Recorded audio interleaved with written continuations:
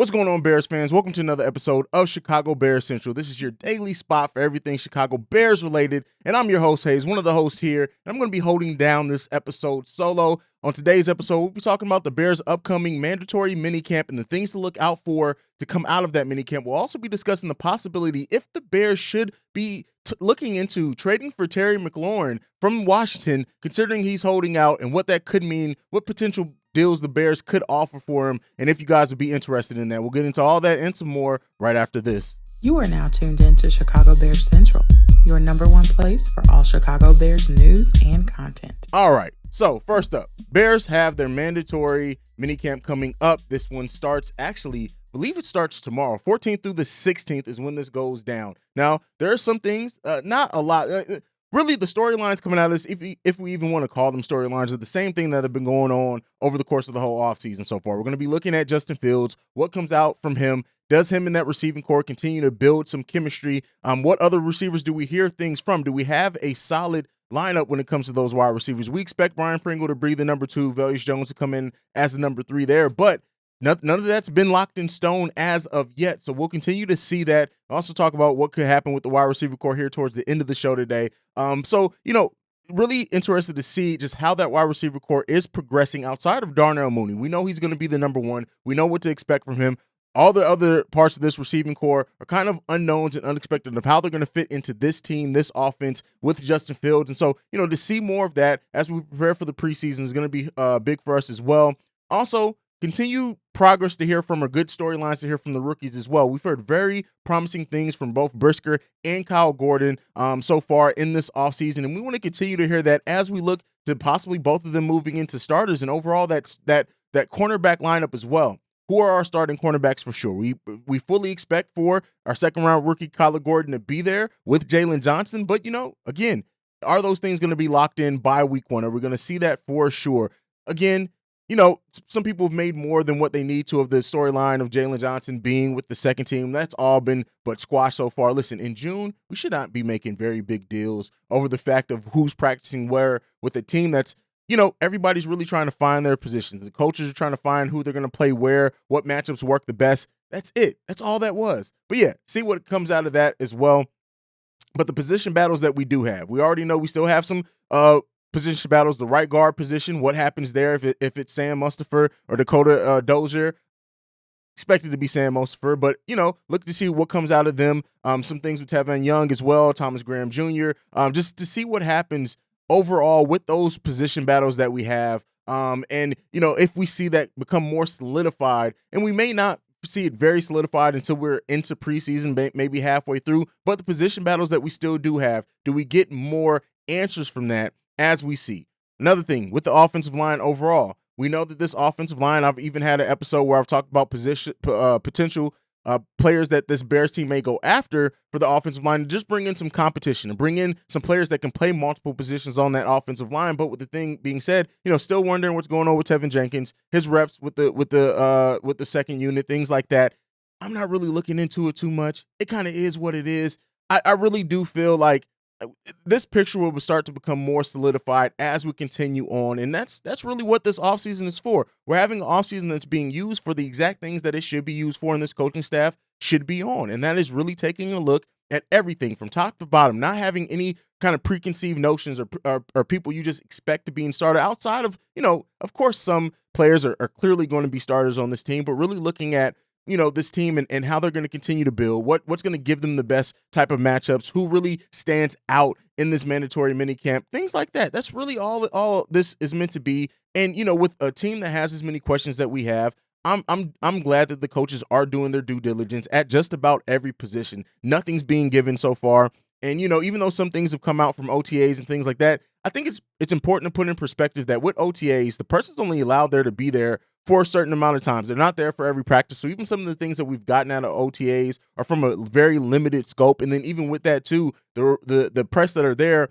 are kind of constricted on what they can and can't report on as well. So all those things into consideration, considering, where we still are in the offseason, let's not take some of what we say as truth so far. But it has led to some interesting storylines. Some good things have come out that have been promising. And we always want to hear promising things from a team that we're still trying to figure out a lot on this team and what it projects to and who's going to be part of this team's future versus just right now, things like that. But I definitely want to look and hear more from the wide receiver core. We know that the wide receiver core was just ranked last in the NFL by Pro Football Focus. Listen, it's going to happen. We haven't seen much from it. It's nothing really much to read from that, but I would really like to see what happens. Last thing to look out for, are there any no-shows to the mandatory minicamp? Because, hey, listen, we've had a very solid appearance so far in the voluntary portion of the offseason so far. But to really see if we have any holdouts, anybody who refuses to report, anything like that, what's going on with Robert Quinn, Al-Qaeda Muhammad, like what's going on with there? Are they going to be present? And things like that. Don't expect anything crazy to happen or anything like that. Matt Eberflus has already said that he expects both Quinn and Muhammad to be there. So, not anything unexpected there, but do we have any no-shows to the mandatory camp? That's another thing to possibly look out for there. But let me know, what are some of the things that you guys are excited for as we head into the mandatory portion of the offseason, as we continue to gear up for the preseason? Another thing that came out is that the Bears preseason opener will be aired on the NFL Network. So if you guys want to see and get a look at the Bears very early on, I know I'm going to be there. I'm not going to miss a single game this season. So we get to see that televised and get to see probably a really good first look at this team. Well, we'll see.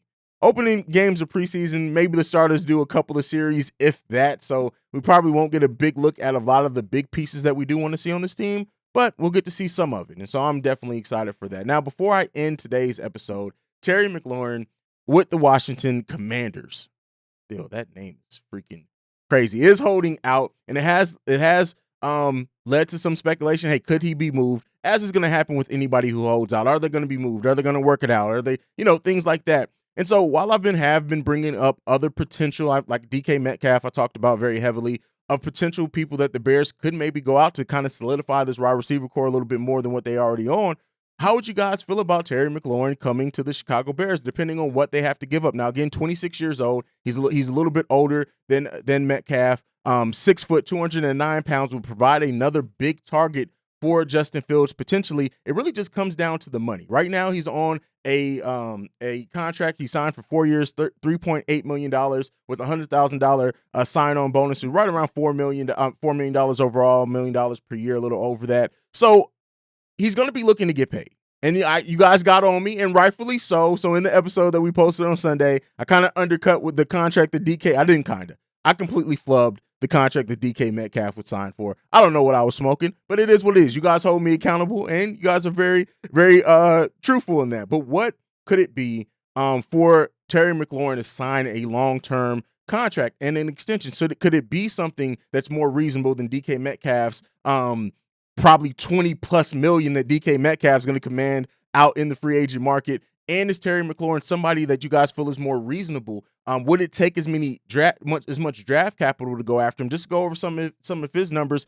Statistically, he played all 17 games last season, had 1,053 yards, averaged 13.7 yards per reception, 5 touchdowns overall from him last season.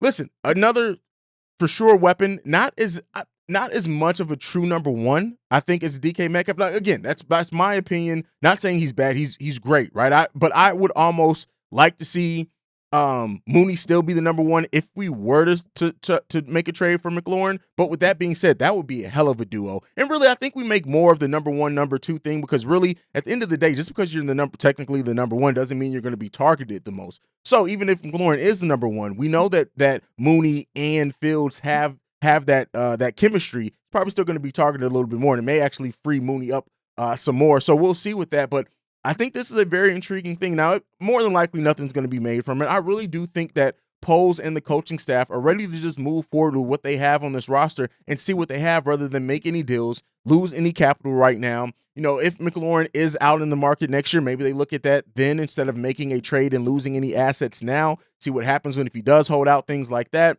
But I did want to present it as an option. Would you guys be interested in Terry McLaurin, and what do you think it would take to solidify a deal for him? It definitely, I don't think, would take the number one that it would take for DK Metcalf, in my opinion. But we'll see with that. But again, another potential target out there, and something that could make some noise, and you could see some noise being made here as we head into preseason of maybe him being moved if he continues to hold out. I would be interested in it. Like I said, it really just depends on what we would have to give up for any of the potential people and targets that could come into the Bears. But I want to hear from you guys. Sound off down below on how you feel about Terry McLaurin and his possibility, if he is made available, should the Bears go after him? Let me know about all that down below. Again, thank you for joining and watching. Now that we're daily on Chicago Bears Central, I appreciate it from you guys so much. Make sure you're also following the pod at Shy Bears Central on every social media platform. And you can also send us any feedback, questions, comments, concerns, Chicago Bears Central at gmail.com. And lastly, if you want to leave a text and or voicemail, the number to do so, 773-270-2799. Thank you so much for tuning in. Bear down. I will see you lovely and beautiful people tomorrow. Peace, y'all. This has been a presentation of the Break Media.